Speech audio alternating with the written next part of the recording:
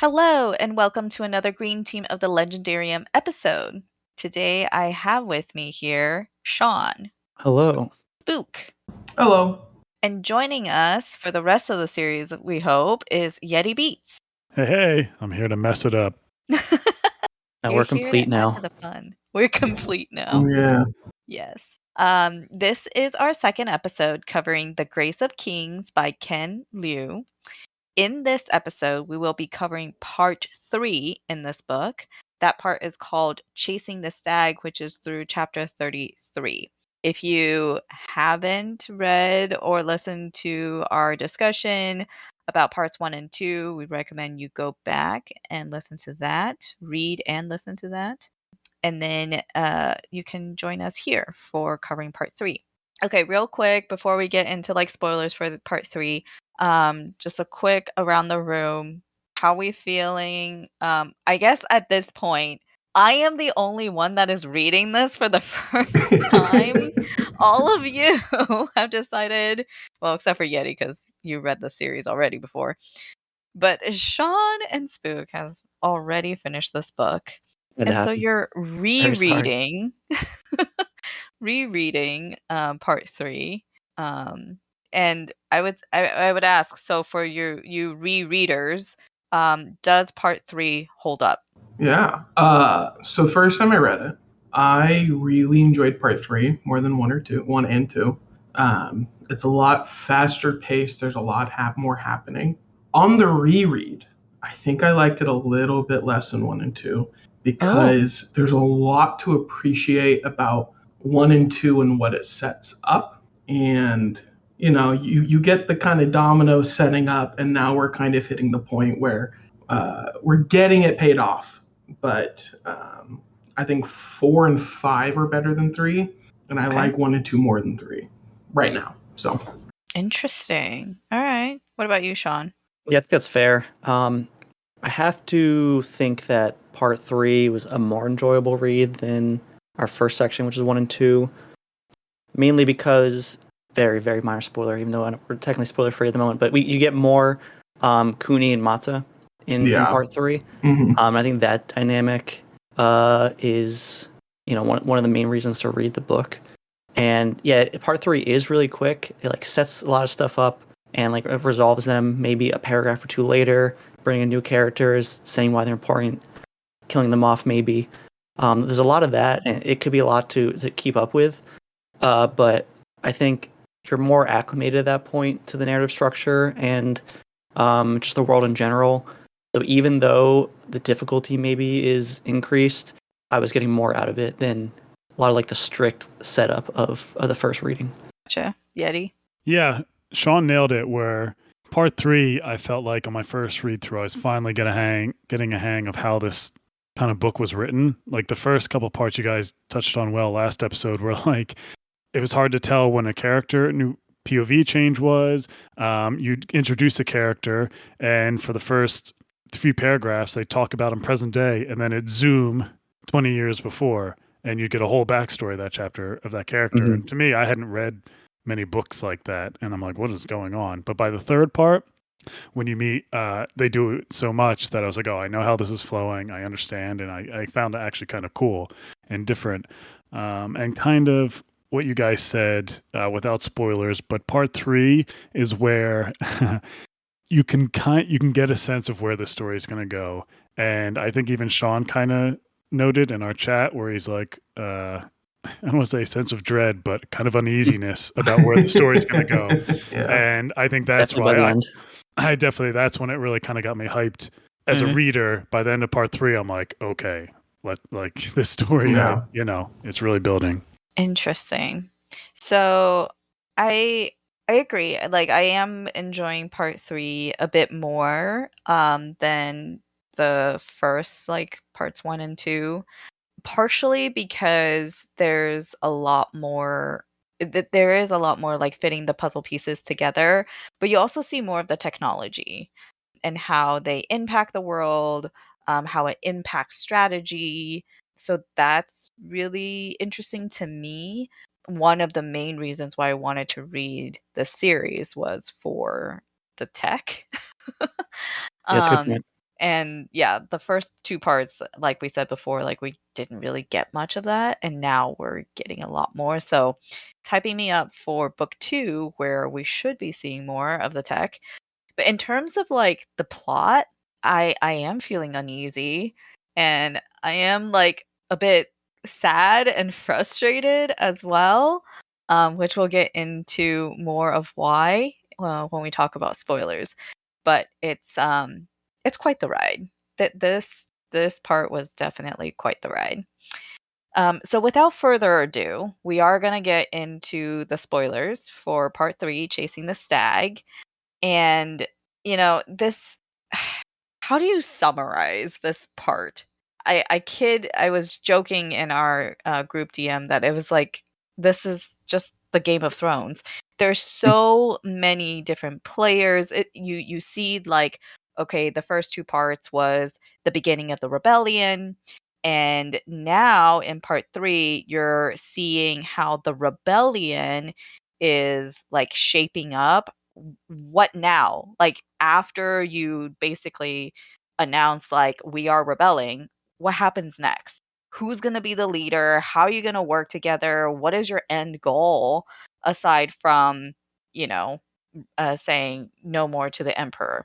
And so basically my summary of this is there are lots of battles, there's a lot of action, there are quite a few betrayals, and the bromance for Mata and Kuni, it seems like it came and it went. So we'll see what happens in part 4. Part of the reason why the bromance kind of seems to fall apart is because Kuni, with the help of Luan, who was the kite rider that tried to assassinate Emperor Mappadere in the beginning, Luan helped him with a plan to basically capture Emperor Erishi, which King Thufi had said, hey, whoever captures Emperor Erishi, I'll make you king of Gafika. And Kuni did it, where Mata thought that he was going to get the glory.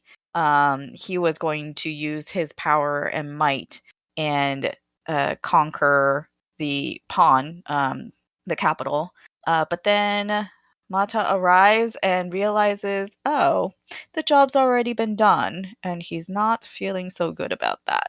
So basically, that's my summary. Apologies, it's not very good, but I think you nailed it. Killed it. Yeah, that was great. we'll get into more of the details in our discussion. And so, my first question for this group is: Did you have any scenes or characters that really stood out to you, and why? Who wants to go first? I think Not Sean me. should go first. No, you don't want to go. I thought you only had a few, so you want to. I gotta look through real quick. I got one. Yeah, you go Okay, first. Yeti. So I have 2 separate stuff for characters and scenes, but Sure. I'll start with. I'll just start with scenes then, since there's some great ones.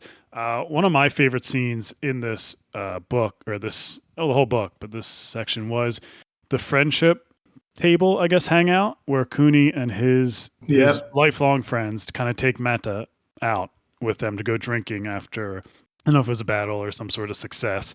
And they go around the table, they drink, and then they say, hey, let's play a game. And they all play this game where they compare themselves to a type of flower, and you kind of why you relate to that flower and something like that. And that was such like one of the first moments where I was kind of like emotionally attached. I think you guys brought up a good point last episode where it's so interesting how this is written, where you don't get like great character perspectives. Like, he doesn't do the greatest character work, but he does just enough. He always does just enough, Ken Liu, where it's like, oh yeah, I do love these characters, but I wouldn't say it's like character driven. And this scene is one where it's just like, thank goodness for the scene, because like from now on, I'm all in on Kuni and Mata and their friendship. And, Mata seeing friendship, he was raised without this kind of environment. And it's such an odd pairing, those two, that from here on out, you're like, they're going to rule, they're going to take over the empire and rule it better, and more just. And yeah, it's a real high, if there's hills and valleys, that was such a peak And I just love that moment for both those characters.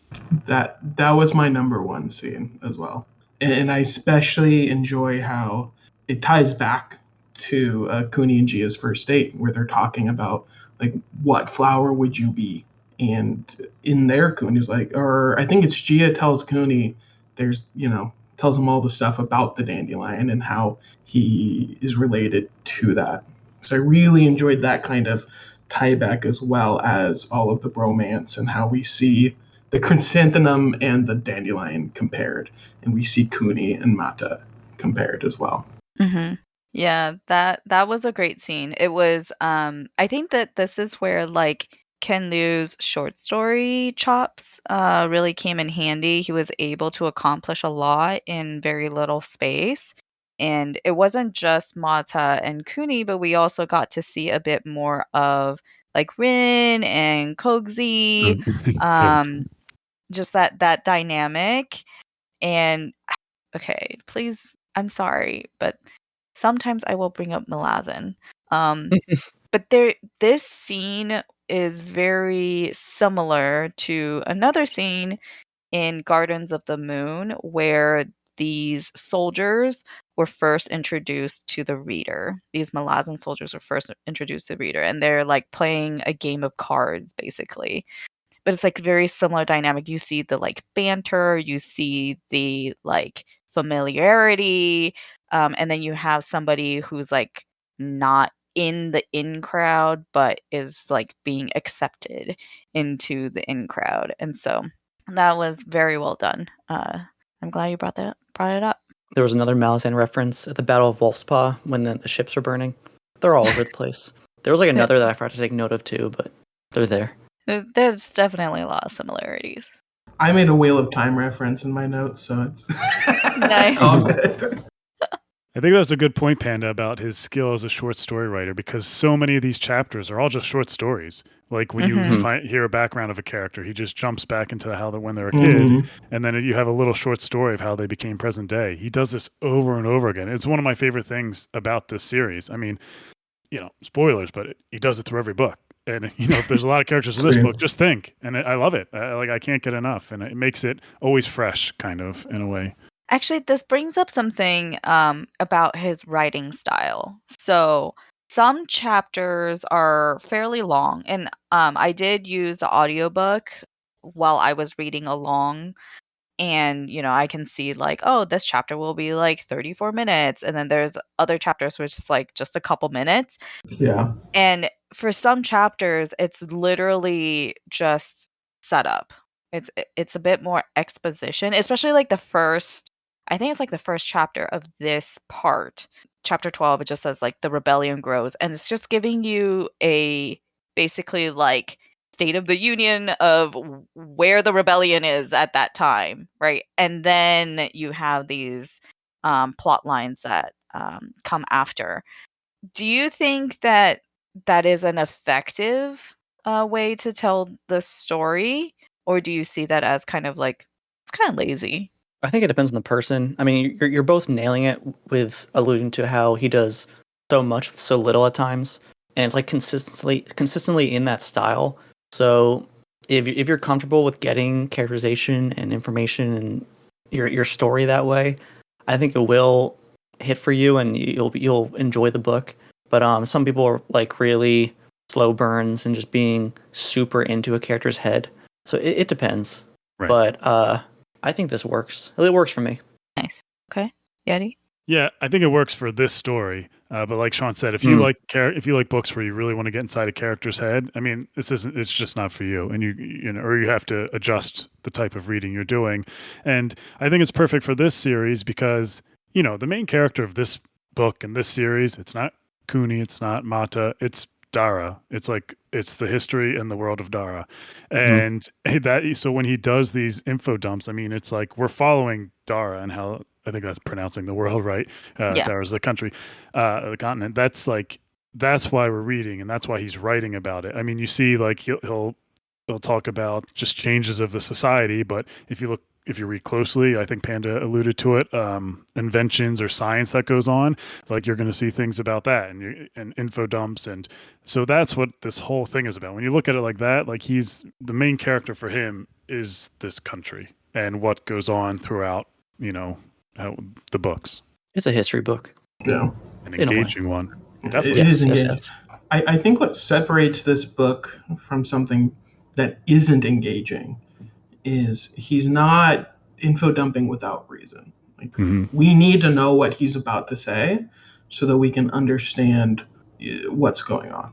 And I think that's appreciative. We get, the background for Lua or Luan, because we need to know why he is who he is and how he thinks.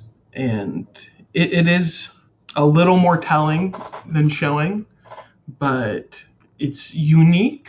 And as long as you kind of have that frame of reference and know what to expect, I think it's great. He does it well, and I think if he didn't do it well, we wouldn't be talking about it. Exactly. Or maybe we would be in a bad sense. We would be talking about it differently. Yeah. We'd maybe not even be reading this book. Yeah. But yeah, you're right. The reason why it works is because he does it well. Like, there's plenty of books where this would be tedious, and you could just be like, you could use a half of what you're writing to say the same thing, but he does it so well that it's like, I'm more than happy to read these huge chunks. Like Crossroads of Twilight. Wow, right, so dropping bombs, I see. Was that your well-timed reference or more specific than that? No, that one just came to my head. There's one there. All right, for my favorite scenes, I mean, there were no super standouts in this section for me, unlike some of the other two sections, but I did like both the Battle of Zudi and the Kruben stuff later on. Battle of Zudi, mainly because it was perhaps Kuni and Mata's best win accomplishment, working together as a team. It was a hard-fought battle, and you get the scene with them like urinating on the wall to put out the fire, which was pretty good. And then from that battle, you get Mata like challenging people in the air as a kite rider. Mata Sky Duel. So cool. Seems so terrifying. Yeah. So that whole battle was pretty good. And then the Krubens are just a great kind of another great accomplishment, just mainly for Kuni's side. Like his subsection of army that he was leading. But that was just kind of a very bolstering and satisfying win for them as well. So I'd say one of the two. And then, that's how they take Pan, which is big. You get a Rishi, losing at that moment after a good amount of build-up. Yeah. It's also where Pyrrha dies, which is, it's like you're kind of made to root for him, but he was in too deep. He was not making it out alive. No. He got what he wanted, though, I suppose. Yeah, that's true. Another great backstory, too, with him. I loved his backstory. There is a bit of a pattern, just in the 3 parts that we've read so far, that a lot of the deaths, it seems, come pretty swiftly. It's not quite drawn out. It's just literally like you are in the way, and I have no qualms just like removing you from the picture, basically. Yeah.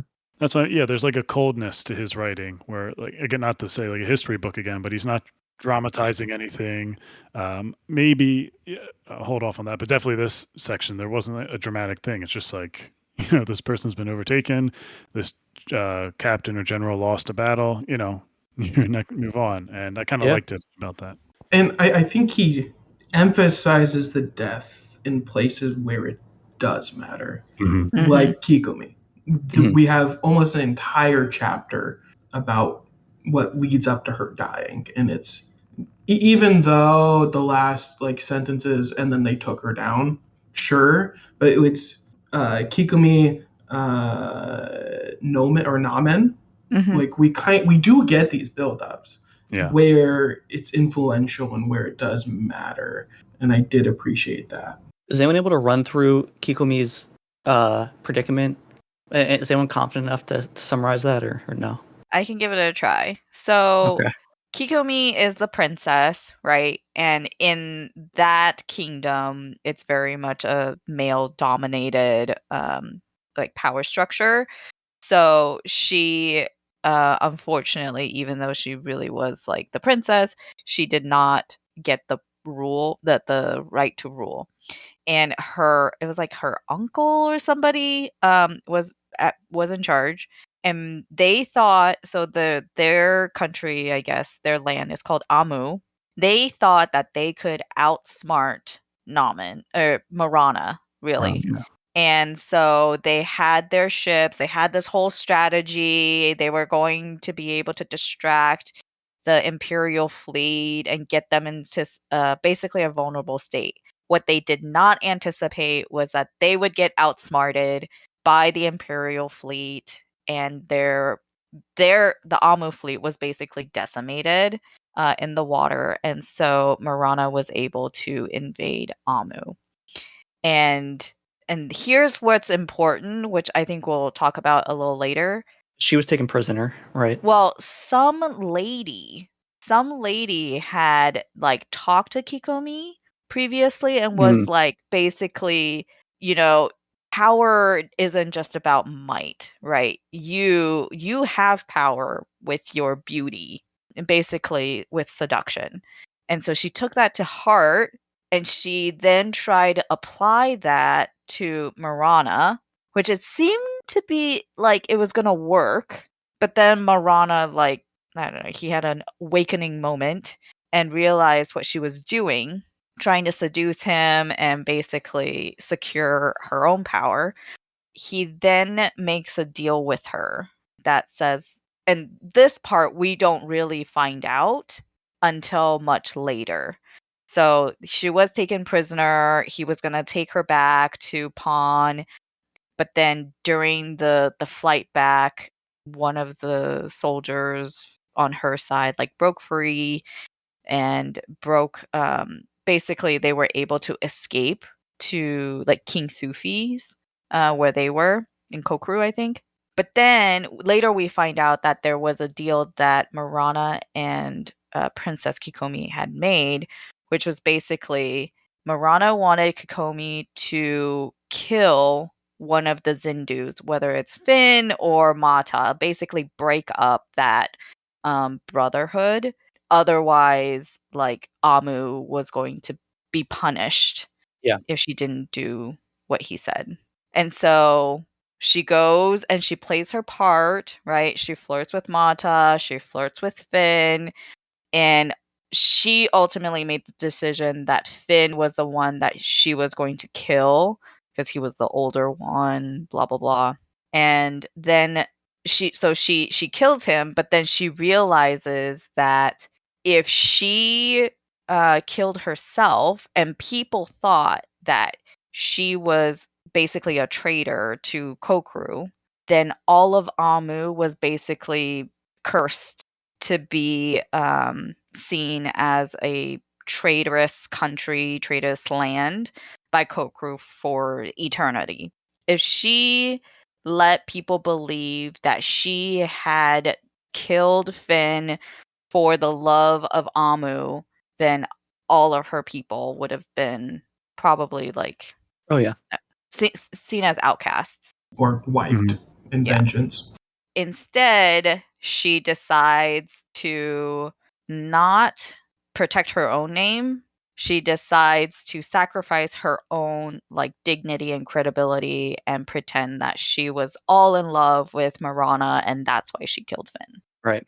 Well done. Well done. Great section though. Even though Any, Kind of anything ruined to it. add? No? I don't think so. I mean, we get like Finn being really gross about Kikomi at times too. And like yeah. if you have an example to bring up, feel free.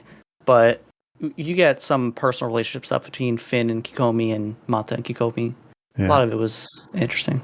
Yeah, I mean, I have a ton to say about this scene in her section because I feel one, it just goes to show, you know, the choices that characters make in this and that small choices and how the world tips in certain directions. Like she chose to kill Finn and not Mata, and how the world would have changed differently. It reminds me of the section you guys talked about in the first the first book where the second son, Mappa Dure's youngest son, became in charge because the one guy tricked the oldest son into believing. Like, if that didn't happen, the world would be in a whole different place, you know? And there's always these moments with characters where they choose to do something that kind of tilts everything. And I think this was kind of a good example of that. And yeah, like you said, just characters. She's an example of a character putting her country's, well-being ahead of hers. And you see characters going forward in this book who do not do that. Their ego gets either gets in front of them, or they want more personal success than their actual glory than their country. Yeah. And she's the prime example of ultimate sacrifice of not doing that. And so she's just, I mean, I loved her chapter with that kind of things and how tragic it was, and what it does to Mata. I mean, he's clearly severely affected by that, trust issues, a lost love. I mean, he's not the same. He's morose for a little bit until someone kicks him in the butt and says, "You got to start doing your thing." But his judgment's never been the same after that, and especially regards to his uncle too. Yeah. Even before that, it put a rift in him and trust. So yeah, I love her whole section. I think that's a great point, and that whole situation of hers is in conflict with kind of the sections we get of the gods trying to plan things. Because at the end of the day, it's Kikomi's decision that has such a effect on all these nations, honestly. So speaking of the gods, my theory, because the lady that talked to Kikomi was never named. It was just like a lady. I think it was one of the gods. Because then later on we see this play out, like Tazu like pretends he's an old lady and comes up to Mata and tells him that, oh, I need a sacrifice. And there was one where there was like a fisherman or something with Luanzia. Yeah. Who gave him a book, Right. Yeah. So this is another like theme that we could dive deeper into, is like this whole humans versus gods relationship, and who's really pulling whose strings, who's really like influencing whom. And I think ultimately it's just this vicious cycle. Like, the gods try to encourage certain behaviors and certain outcomes, and the humans either do or do not. And then, depending on what the humans do, then the gods react again, and the humans are reacting to the gods. So, yeah. Yeah, I mean, it's like tilting the scales. I mean, we have it in the real world. It might not be gods, but there's definitely other things that try to tilt people's perspectives and and influence, and it's up to the person to decide to either pick up on that or make decisions based on their own feelings and try to block that out. Not everyone can. Like you said, Mata thought that the sacrifice was worth it. He thought he would never get off that island without doing this. I mean, that was his choice. That might not have been the answer. He might have. Someone else could have, if he looked for other opinions, there's other people smarter, maybe they would have found another way. But to him, he was like, no, I'm just going to do this, and it's worth the risk. So it depends on the person. I think other people wouldn't take the gods. I think they're kind of gambles, and it's interesting to see who does and who doesn't. Yeah, I do wonder, like, is this a breakable cycle? And is that something the series will address? I hope it does. Yeah. Could be interesting.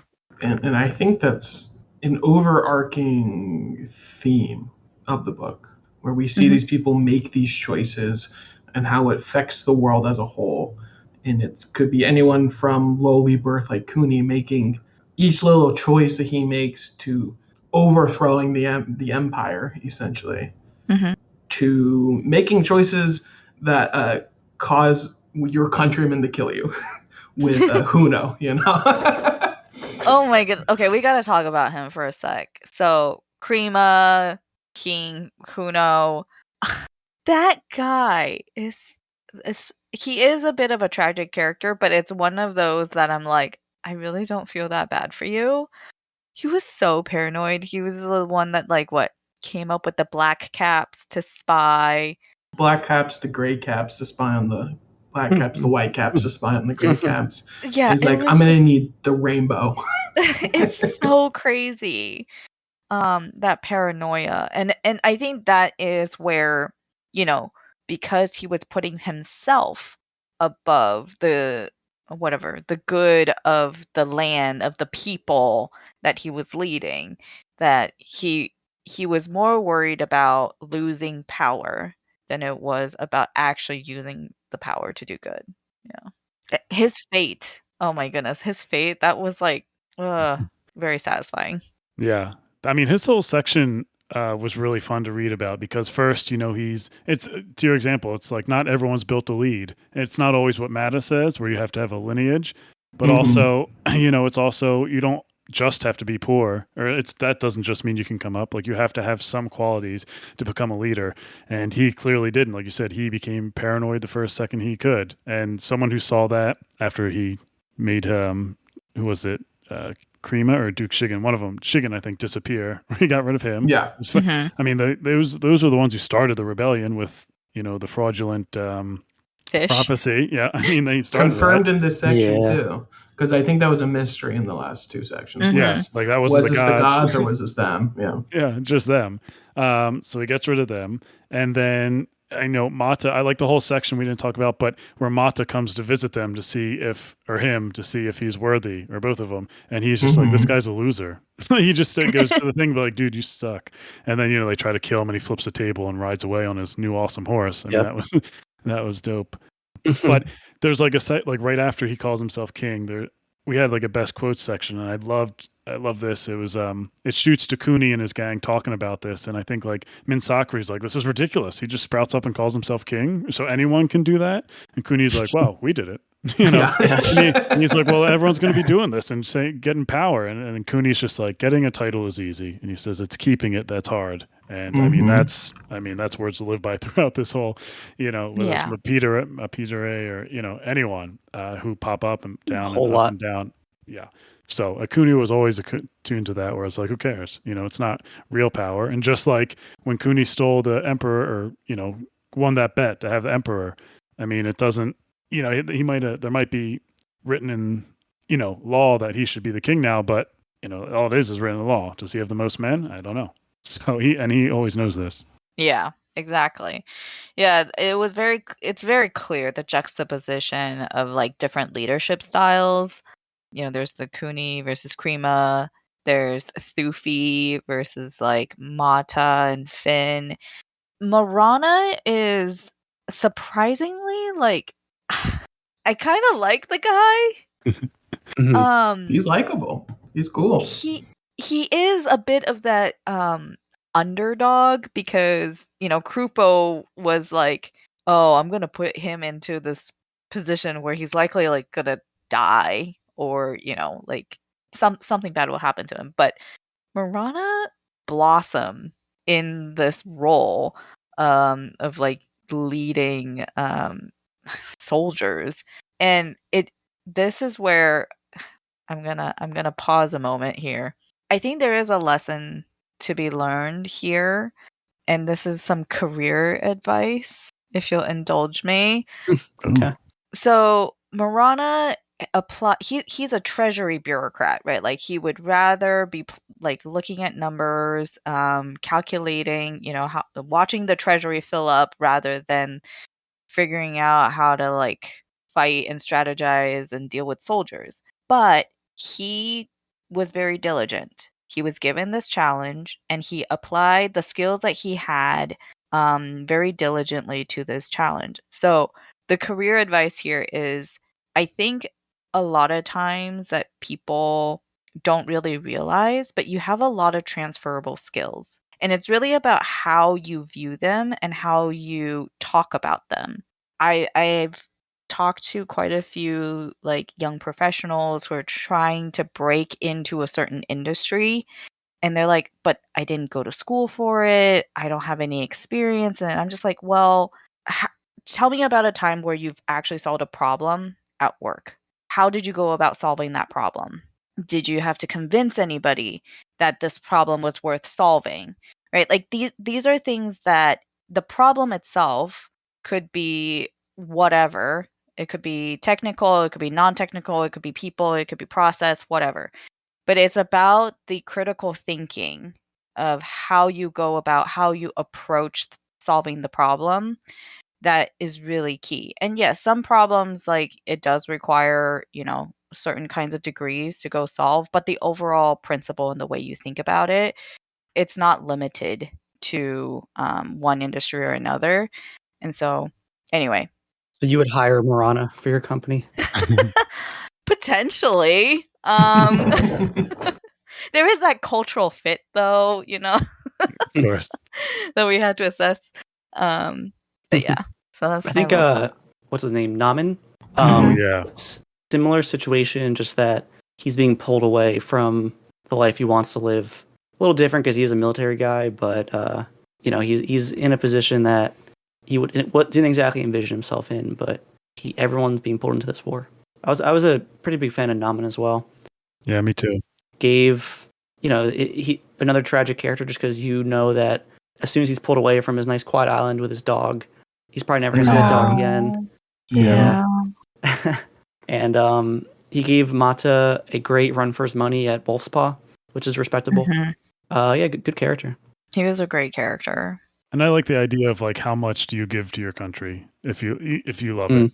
Ideally he was like a storied general, or and he won countless wars for them, and he thought he'd retire and see, it was so the empire had been so successful, and in his mind it's in the great place, and they're saying, and I like how he kind of got talked into doing it, because the guy, I forget who came to see him, I don't know if it was Marana or not, was just kind of like, well, you know what they're saying about it, we're all lazy and this and that, and it gets him all riled up, and he comes back, and just that defensive thing took him to do it. But yeah, he was definitely I just like the idea of like someone who loves their country so much, and there's not all bad people, like his heart's in the right place, even though I'm sure if he would have sat down with Kuni and Mata, he would have liked them as people and respected them and everything like that. But they were just on two different sides of, him and Mata kind of were similar people. Mata's just a younger, more gigantic version, of him. But it's for their love of their love for where they're from, and they a lot in common, which is why I think he respected him. Mata did. Yeah. So we talked about like Sean's and Yeti's favorite scenes and characters. Spooked. Are there any that you want to bring up? My number one was the scene where Mata, Kuni, and Kuni's friends were all having a good time. Number two was more of like a kind of like joke, funny thing where Kuni and Luan are at the palace, and they're like, "Do we leave the airships or do we stay, or do we all, or does somebody say bye?" And Kuni was like, "Well, maybe if you brought more bombs, you would have killed the Emperor the first time." And so I don't think that is the line that convinced him, but eventually Luan gets convinced to leave with Kuni, and no one's there to guard the airship. And then the airships all get burned down, and now they can't get any messages out. So I just kind of liked how Kuni's thinking isn't always the best at times. So in that section we did well, especially after they've secured the palace, and Kuni has a moment to just kind of be human, and he chooses to indulge in himself with the ladies in the palace. I wasn't sure if that was this section. Yeah, and that part was like, I was so disappointed in you, Kuni. Yeah, it was like right around then, right before then, I was like, I wonder how Gia's doing. I feel bad for Gia. Like he's away from her for so long, and then that stuff starts happening. I'm like, okay, I was clearly right to be worried and concerned.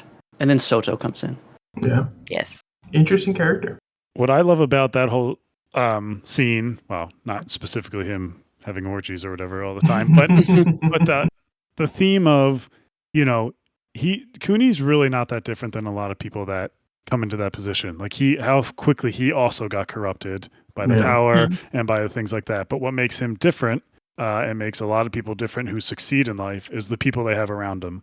And the people Mata has around him was, in his mind, betrayed him, and, over and over. And that's his mind. With Kuni, he has friends from when he was younger who decided to say, they don't get mad at him when he speaks ill, said, I should have you killed for trying to get, whatever. They dump cold water on him, and they say, hey, you need to stop, think of Gia, think of this, and like they're doing it as friends, and like Cooney would never get where he is without those people in his life, but they also see value and importance in him and how special he is in a sense. But I love that moment because without them, Cooney would have been. He just wouldn't succeed. And there's just, you can't do everything by yourself. And he had the right people around him. There's a quote at the kind of end of that section where Cooney apologizes for how he was acting, and he says, "Old friends are like old clothes; they fit the best." Which is very true. And I like the kind of dichotomy between Cooney having these friends, keeping him grounded, and Mata essentially having no one. And we kind of see the start of something. And it's interesting how at the place we're at now, how we can kind of see how the people you surround yourself with influences your choices as well. Mata was at the healthiest with Cooney, and then I'm telling you that moment with Kikimi when his uncle sends him away and splits up him and Cooney to do two different things. I mean, it just totally changes the trajectory of the story. Yeah. Just a small thing like that. So yeah, great points being made. I think Cooney deserves a little credit for how like his reception toward his friends trying to come to his aid. Absolutely. Because there's some people who would just have lashed back, dug a deeper hole. So I think his friends would have realized, like, okay, this is how he's reacting. We know that we can level with him as a ruler. This is a testament to his character, which I think is good. And the people that Mata is surrounded with in turn are just more toxic. They enable his worst behaviors, and like Mata is obviously very distrustful. So it's hard to find where that originated and what is perpetuating that, what maybe could have been done differently to alleviate some of that. It's probably just staying with Cooney, like you mentioned, Yeti. But yeah, it's a shame. Well, it's like there's so many good points. So you're right. Like he doesn't listen even when people try to tell Mata, like, hey, you should do this. Like you don't underestimate this. He won't listen to him. And that distrust, obviously, from Kikimi and his uncle, but that comes back to his homeland. Like his whole family was murdered when he, when he was a child. So that's like built into him, I think. And we didn't get to talk about it. I mean, Sean brought it up, but the battle, the kite battle where they all peed, like one of the best parts of that section is to show like Mata had one of his things where he flipped out. He's like, I'm fighting this guy. He's like, I'm going out there. We can't just sit here like cowards. I'm fighting him. And Cooney's like, dude, we will get rocked. You cannot go out and fight. That's what he wants. We're doing good. And he couldn't get through to him. But to Cooney, like to your credit, he knew how to calm him down. He knew how to think outside the box. And that's when he said, hey, why don't you fight him in the air? But without that, Mata would just go through with his dumb decisions, And so I think Cooney, to your credit, and even I was thinking Cooney is special where I think when they didn't, I think it was Rin who doesn't send the message to Mata after they capture the Emperor. He doesn't go through with it. And when Cooney finds out and he said, what did you do? You didn't put him to death. He was severely disappointed, but he didn't punish him. He was just like, why did you do that? Like a severe disappointment in his friend, where other people would probably, do that, but not to Cooney doesn't do that to his friends. So that's. And then he was just like, all right, we have to salvage the situation. Like this is our next best course of events, and they went through with it. Yeah, it was a very stressful situation, and it's still awful, but they did what they could at the moment. Yeah. The thing with Cooney and his like lady friends, I guess, is there was a god who was there that was influencing things as well, and so it was. I kind of do like give Cooney some leniency because he was, I think, essentially put under a spell in a way. I disagree with that. I don't think so. Really?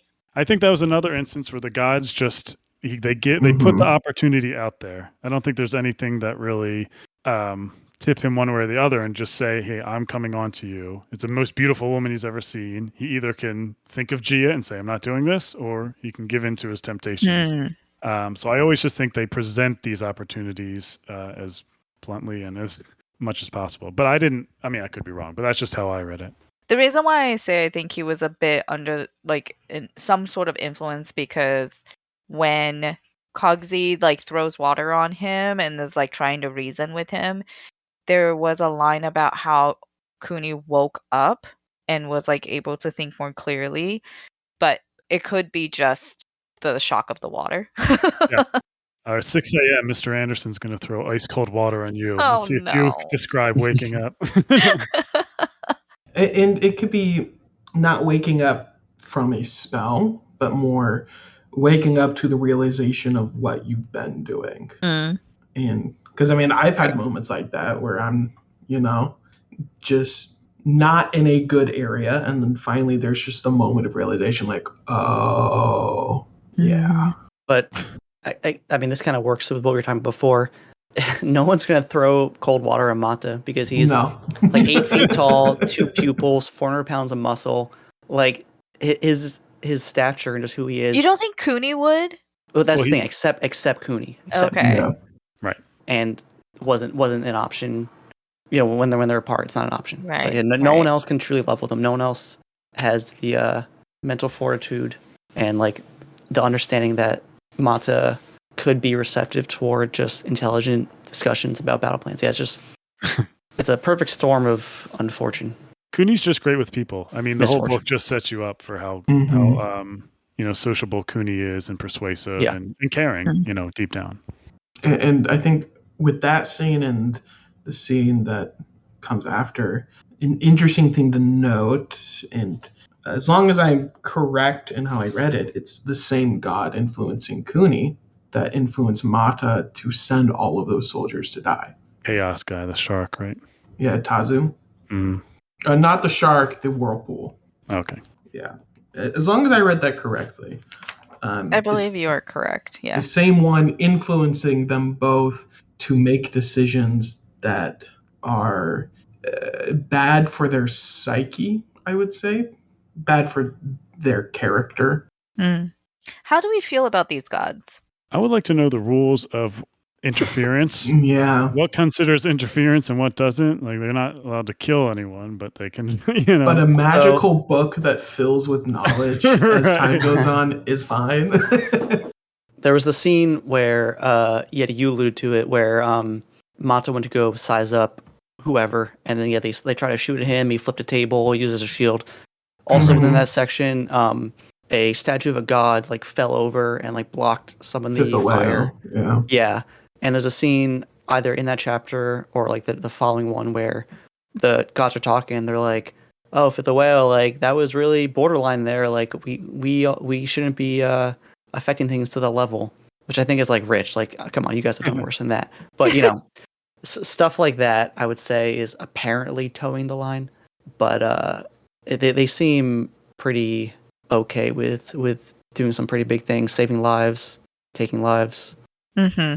It feels like there's an escalation to their involvement as events get more higher or more escalated even. Mm-hmm. Do we have good insight into why they care which kingdom rules? No comment. Okay. I think there's a level of caring about the people that worship them ruling. I would assume that's the main thing. That's what I figured. That's like all I had. That's all I've inferred. So if there's more later, then there's more later. But right now, yeah, that's what I think. Okay, that's good enough for me, even if that's all we get ever, because that's what I figured. But okay. There is some sort of pact that they reference, and I hope that we get to find out a bit more about what is involved in that pact, and exactly like who is all. Because I'll be honest, it is a bit challenging to keep track of like which gods are talking to whom. Oh yeah, and even using the audiobook where like the narrator is giving them different voices, it helps a bit, but it's still fairly difficult to keep track of them. And the narrator is 100%. Michael Kramer, which is fun. Does Michael Kramer do this? Yeah, he does. And listening to it, I'm like, no, that's not this character. That's this character from Words of Radiance, because I'm also listening to Words of Radiance at the same time. I might need to do a little bit of audiobook for book 2. Uh-oh. If you are a Spotify premium listener, this is not an ad for Spotify. This is an ad. If you 10 hours, 11 hours? The audiobook is included in the premium subscription.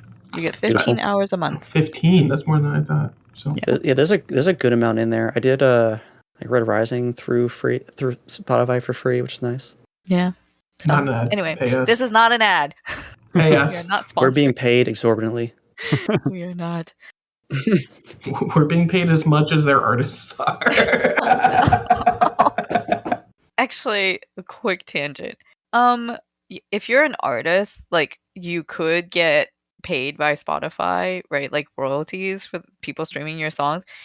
There's no such thing for that for podcasts. No. Like we get paid zero unless we actually like do the ads and sponsorships. Or Patreon. I just think that's a little unfair. Just saying. I agree. We can take sponsors. But that's more work for us. Like we actually have to like do it. Okay, a character that we haven't really talked about yet is Krupo. Yes, I know who that is. Remind me. Krupo is Fantasy. the Oh. Krupo and Pyrrha, right? Yeah, he was. Yeah. Go ahead. So Krupo is like amassing all this power and basically thinking about how eventually he will get rid of Pyrrha. And Mhm. Pyrrha, he's not blind. He sees what's happening and he's like, you know what? I think it's time to get rid of Krupo. And he does. Yeah, Krupa was the one that like Arashi truly appreciated as like an uncle figure, right? I gotcha. To an extent. Like he does appreciate Krupo to an extent, which is why Pyrrha had to be very conniving and very like sneaky in how he dealt with Krupo, Yeah, to not betray Arashi's trust. like Arashi was disappointed and a bit surprised that Krupa was treasonous. Exactly. Quote Oh, unquote that one they treasonous. had like they would send the guards in and say, "Hey, were you framed? This that." And Right, he- right, right. Yes, they Oh. beat him. Yeah. That There a was rough torture situation. involved. That's Game of Thrones right there. Same with the whole Kikumi thing, but that one. Yeah, and Yeah. Pyrrha ends up with another character, right? I don't know what section this is. Advising someone or no? Pyrrha is the chatelain to Emperor Arashi. Yeah. Okay. Yeah, Pyrrha just got, I guess, probably a bit elevated at that point, Mhm. closer to Arashi, I'd imagine. Well, he's always been next to Arashi because he was the one Yeah. who's like entertaining Arashi and always like telling Arashi what he wants to hear. Is he like Mhm. the advisor? Yeah. Okay, I think He- I know where he. I don't want to spoil anything for Panda, but I think I know what he does in the next section. but Pyrrha died. Well, they're both dead in this section. Oh, they're dead. Okay. Yeah. So I'm not saying- Yeah. Never mind. Then I'm wrong. Defiro kills him, and then that's kind of the leading Pyrrha, and then that's kind of the leading moment for Kuni to go grab Arashi. Yes. Yeah, Oh, it was right. kinda just When he like- walks up to him, yeah. They walked in and it's Real like, all right, sudden. Pyrrha's dead. Yeah. That's Yeah. right. He's like, no, don't kill me. And then he dies. Yes. So he was the one whose backstory he was wronged, right? Like where his Yes. like the woman he Yes, liked. Yes. his Yeah. true love. Yeah. And then he the- dedicated himself to Right. taking down the Empire, basically. Yeah. That was great. Yep. Defiro and Garu, by the way, or not Garu, Defiro and his brother, Raph. Ratho. yeah, Mhm. whatever the names are. Mhm. It was, they have like a mini arc throughout this whole book, really. Like they're Yeah, I like strong him a secondary characters. Mhm. It was cool. They kind of get split up to different armies and they kind of have different experiences growing into themselves and whatnot. It was cool. Not just different armies though. The Mhm. two certain specific people. They're on your Yeah, side. different Sides. different people to dedicate their lives to. Yeah. It's kind of like I made a note about their characters in specific standing out to me in this section, Mhm. where it's a lot like the Black Company or the Marines for Malazan, where we're getting the viewpoint of regular soldiers just Mhm. in Mhm. this crazy situation and seeing how they're kind of elevated just by being who they are. Mhm. And so it's a very nice viewpoint that I really enjoy reading, where it's like, Yeah. these are just people. They're Yeah. Yeah. not kings, they're not rulers, they're just soldiers. Mhm. They're And loyal I- and motivated. Yes. Yep. They can think for themselves. And it's great. I love it. Agreed. Let's talk a little bit more about Naman. So we had previously, he is a tragic character. So he commits suicide basically because he would rather die than be taken prisoner. But then the Mingyan Falcons come and take his body away. Yeah. And hmm it's said that, whichever god it is, I don't remember. But that's what that god does to like true warriors, and will take them to rest in heaven, basically. That was such a sweet moment. But assume it's whatever god is on the side of Zana. Yeah, Kiji. it's God of Zana, Yeah, Kiji, patron of Zana, Lord of the Air. Gotcha. Yeah. But yeah, that is a cool moment. That kind of parallels to some other character in Dead House Gates. Take it easy with the Malazan spoilers, right? Sorry! Some of us haven't read it. Next year. I can't wait to just catch all these references in this series. I'm so confident there's gonna be more. I don't know. There's been too many already. I have no idea if Liu's ever read Malazan, but Probably not. It's just fun to see these similarities. You know, Ken's writing a history book talking about the people or the country as the main character. Malazan's author has the background in something related. You haven't read that, Malazan. I know Erickson's background is he's an anthropologist. Anthropology. By trade. I couldn't remember the word. Yeah. And so I mean, it's kind of it's related. It's very similar. Yeah. How do we feel about the Aduans, the people on the island? That Luan. Can we just talk about Luan Zia then? I loved his whole backstory, and just him in general. I mean, we're going to talk about favorite characters. He's like my number one. I mean, he's the one who sets the book in motion, essentially. Like one of the first things you see is this mysterious guy riding a kite trying to kill an emperor, and you realize this, a young. You read and find out why he did that, and the story of his, I forget what island he's from, but them fighting in the war, and he had to get. His family was killed, and he had to be hidden as a girl, a young little girl, and escaped with like a servant. Han, I think was. Han escaped with a servant, and then immediately people killed the servant, and he was on his own for a while, and then he just goes through this is what I was thinking of the short story. Like this could be a whole story of itself. The story of Luan Zia, like a whole book one of a series. Just that short thing where he's on the lam and then he's just trying to survive and he meets this god, or he tries the assassination attempt. It doesn't work and he doesn't know what else to do, where everyone would know who he is and would try to kill him. So he goes to this island where everyone says they don't come back from. They're cannibals. Yeah, exactly. And he washes up, and I love the interaction between him and the natives. We're looking at him afar and he's looking at them on the beach, and he just goes back doing his thing, and they keep doing it for days until he eventually goes up to them, and they said, "Why didn't you come earlier?" And he's like, I don't know. Why are you being weird? yeah, exactly. Why are you being a weirdo? And he learned and he just gets ingrained in their culture, and for many reasons I won't go into, but that I just loved him in a new kind of setting and learning. Like the big thing about him is he's like kind of a genius, and he loves to learn. He loves science. And that's how he wants to change the world for the better, and to integrate himself with those people was just really special and helped him move on in what he wanted to do with his life. And I think around that time he got the magical book from a god. But he's one of my favorite because I think Liu in the series, like there's magical stuff. Obviously there's gods and Krubans that aren't real, but his magic is science, and he comes up with the stuff, and characters who focus on science I think are always the most interesting. What about divination? Because that's what his whole people family was into, divination. Right. What was his dad? His dad? Luan Zia. Yeah, I forget what his dad was. Oh yeah. So he's like like a priest or something. Mm-hmm. Yeah. No help here. He was the chief augur to Lutho. Augur. Okay, that's it. Yeah.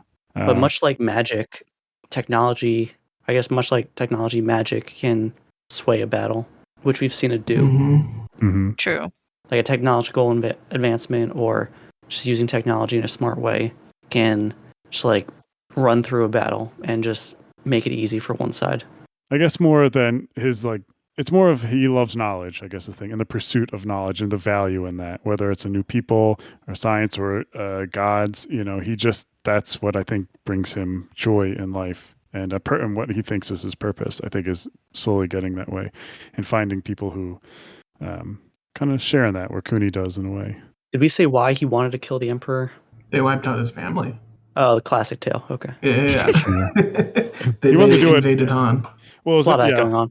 Yeah, he wanted to like restore Han to a good place, and in the next section, he has an interesting moment with that idea of restoring Han and what that would actually mean. Mm-hmm. I do like that, this character that seemed like such a throwaway character, like they had like the single purpose of assassinating the Emperor, gets his own like arc and story. Yeah. Oh, that character? Yeah, we actually get to know him.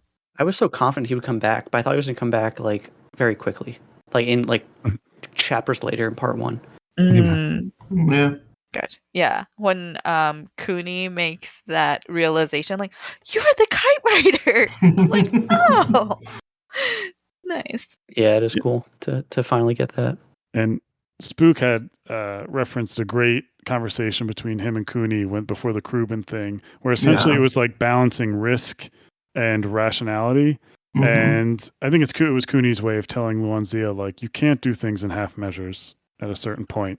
You know what I mean? Like, that's when he said, you should have brought more bombs. You shouldn't have thought about the retreat, having enough stuff to get back. And so I think Luanzia's kind of image, ideals changed on that, and that's a part of talking to other people and seeing their point of views. And he does that over and over again. And whether the island or Cooney, or even for the worst, when he meets sees how Mata is, or other people, or the Empire, Mapita Ray. So he's very not persistent, but he picks up on all these things that people do. I really like the exchange between Luan and Cooney, where Luan approaches him with the plan to take Arashi, and he approaches it from like one perspective. I guess it's like Lutho's perspective or Tazu's perspective, I think, first. And so it's like very broad strokes. And then, Cooney kind of tests him, like suss him out, like, is this guy for real? And then when he's satisfied, like, okay, this guy's not crazy, he's like, okay, now go through this plan again, but logically. Like, I need to know every single detail. Yeah.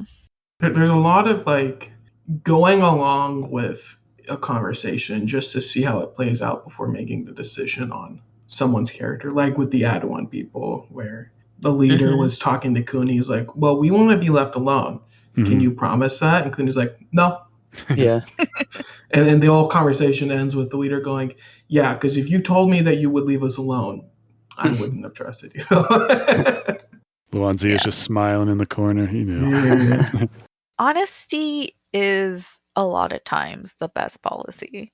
Like being honest, transparent, and just forthcoming, like, hey, this is what's bad, or I messed up here. But then it doesn't have to end there.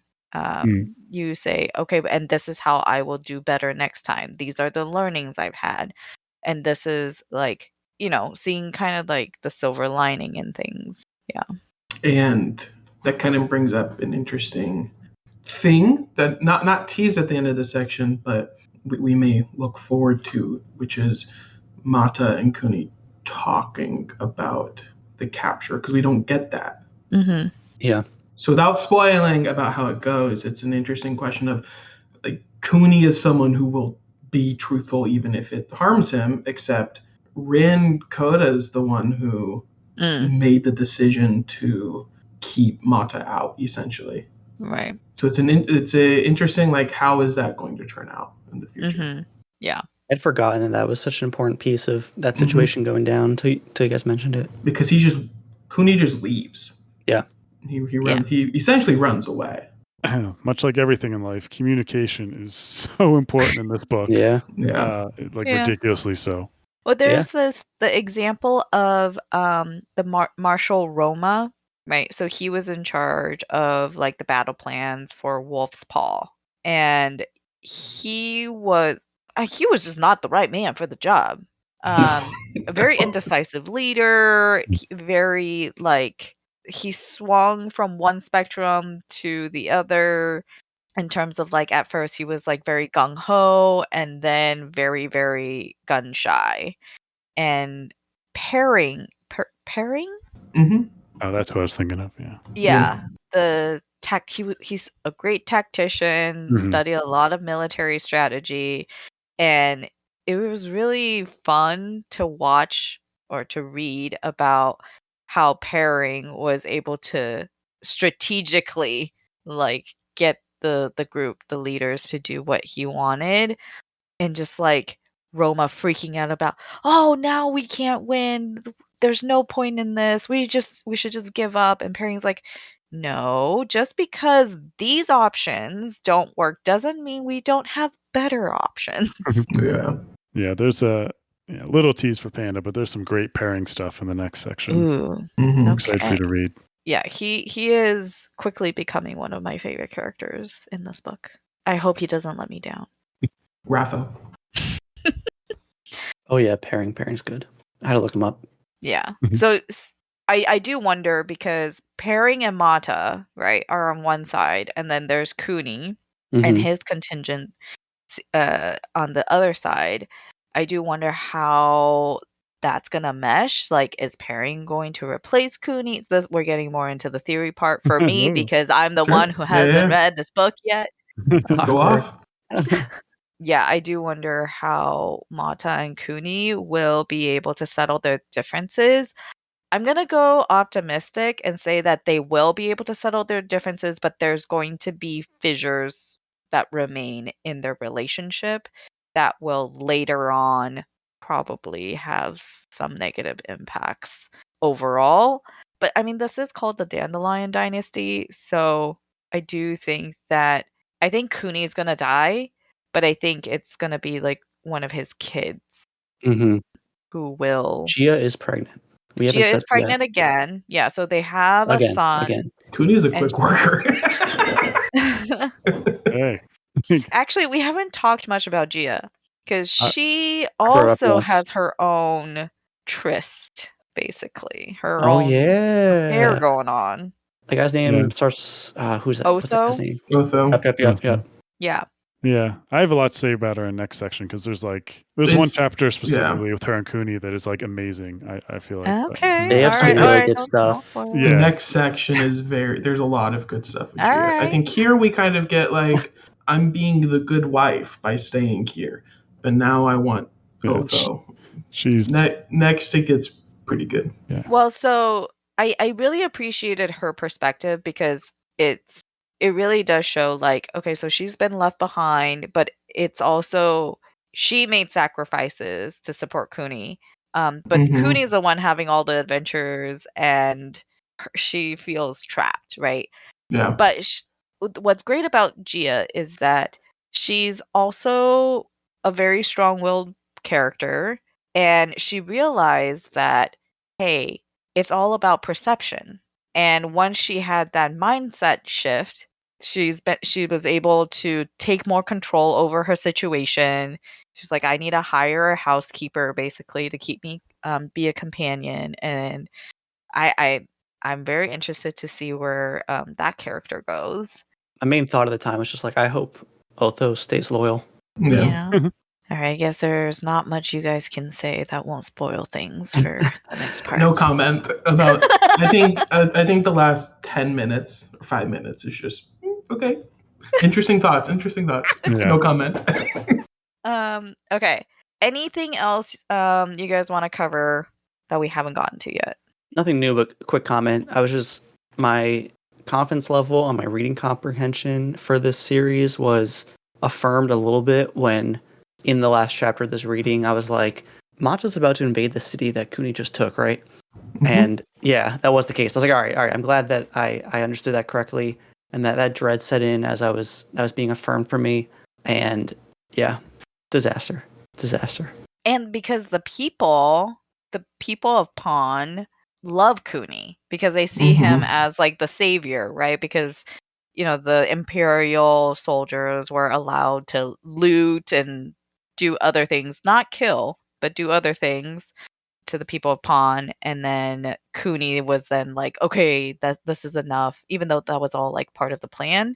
Right. That was his decision. That's like a big thing. Yeah. Is like he made that sacrifice, which morally is not correct. Like that's Mhm. not a Yeah. moral decision. But for in the long run, you said that's the best option, you know? Yeah. It wasn't his idea, right? But he did go along with Right. He gave the okay. suggestion. Yeah. I do have one little note. This goes back to Yeah. my Wheel of Time reference. Yeah. Oh. Okay. Just for Here the it people comes. who have read it. It's just it's a small thing. Kunigara is Matt Cawthon if Matt Cawthon wasn't a misogynist. And that kind reminds of it just ties back to a quote I wrote down where Cooney and Mata are being called women in the fight against Namen, and Cooney's like, Mm. "What's so bad about being compared to women? Yeah. Half of the world is a woman." Matt Cawthon would never. He's a lot smarter than Matt, I think. Yeah. But yeah, Yeah. as far as like political stuff goes, Matt can do battle stuff and some decisions, but Cooney's smarter. But I actually meant to bring this up though. How do we feel about the patriarchal society? We get more exposure to it in this section. I saw some people complaining. They were like, you know, I don't need to be reading a fictional book about this. I don't care if it's historically accurate for a time period. Like I think Ken Liu approaches it with definitely a certain level of tact. I mean, I'm not an expert in deciding that matter, but it made for some good character stuff, some good philosophical stuff, and that was good enough for me. Any of you have any thoughts? It's very male dominated so far. At least Cooney's our feminist icon. Yeah. I think this is almost not direct rip, but it's very closely tied to, or very close to an actual war that happened. Yeah. So it's based on that. I don't know if the next books are continuing that or if it's its own thing. I don't know how I feel about how it's all just men. Yeah, I mean, I'll just say, I mean, again, this is like the story of Dara and like the progression. And even once we get into the next section, there's like, it kind of addresses that with one character. That is true. In general. That is true. I mean, so he's like, it's definitely on his mind. And as you go through the series, I mean, it's not even going to be a question. I mean, I don't want to say much more, but there's like women play a huge role in certain characters, new ones that come up. And others, but yeah, I don't want to say much more, but it gets addressed. Yeah. I'm not worried. Like I have a lot of faith in Ken Liu as an author.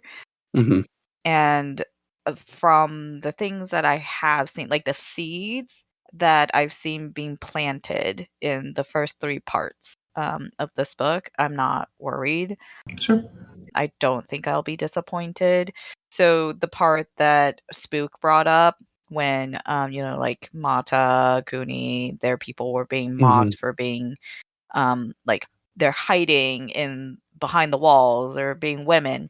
There was this quote from Cooney and said, "By custom, we yield the sword and wear armor. But who among you does not know a mother, sister, daughter, friend who exceeds you in courage and fortitude? So let us no more think of being compared to women as an insult." Yeah. And if Cooney, if he or his line comes to power, I think that this seed of thought will we'll see it bloom into reality. Makes sense. And it's just funny how so many of these characters have women that are such a big part of their lives, and they acknowledge that fact. Like, oh, she's the most important person in my life. She's my rock. I get a lot of advice from her. You get that everywhere. Yet there's no common understanding that like there's value there, and they should be treated as equals. It's kind of funny. But yeah, if Cooney does come into power, I could see some pretty progressive changes coming on for women's rights and all that. Anything else to add? Yeti, do you have anything? Not on that. I'm excited for you guys to read on. The only thing I'll say just real quickly, and we touched on it, and it's more jokey, but the most unrealistic part of this book is the pea scene putting out fires. There's just no way that much that would ever put out. It was fun. It was cool to read about, and it was inventive. But I was like, those fires would burn. And how they didn't pass out from the fumes. Yeah, to do it all on That is demand. the and then most when- unrealistic part. And you know they're not It drinking is. a lot of water. Yeah. There's a siege, they gotta. Yeah, so that I was like, "There's no way." Like firemen Okay. need a lot of hoses to put out. I mean, I don't know. So anyway, Maybe they have very strong pee. It's a fantasy book. I Yeah, think there that's you the go. level of. Just goes to prove it is. Yeah. All right. On that note, On that note, thank you everyone, if you made it this far, for listening to our rambles, and looking forward to part 4. I believe it's called The Caged Wolf, part 4 and part 5. We're finishing The Grace of Kings in our next episode. So check us out on YouTube. We're still audio only, but you can check us out there. Check us out on Discord or Spotify or Twitter, wherever. Until next time. Bye. bye everyone. Peace. Bye.